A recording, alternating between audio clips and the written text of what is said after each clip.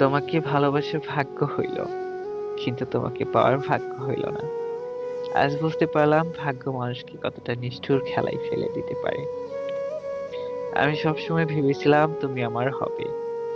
আমি তোমাকে আমার জীবনের শেষ মুহূর্ত পর্যন্ত আঁকড়ে ধরে রাখবো। কিন্তু বাস্তবতা হলো তুমি ছিলে শুধু আমার স্বপ্নের মানুষ।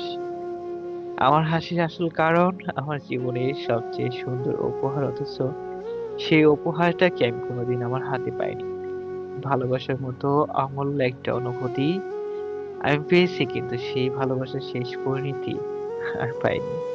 হয়তো আল্লাহর ইচ্ছা এমন ছিল যে তুমি আমার হবে না, কিন্তু তোমাকে ভালোবাসার সৌভাগ্যটা যেন কেবল আমার ভাগ্যে লিখে দিলেন।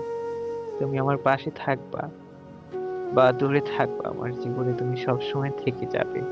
কারণ ভালোবাসা শুধু পাওয়া নাম না, ভালোবাসা মানে হলো কাউকে নিঃস্বার্থভাবে চিরদিনের জন্য ভালোবাসতে পারা।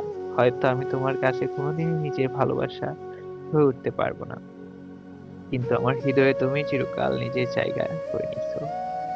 তোমাকে ভালোবাসার এই অনুভূতিটা আমার জীবনের সবচেয়ে বড় সৌভাগ্য, আর সেই সৌভাগ্য নিয়েই আমি বাঁচবো আজীবন।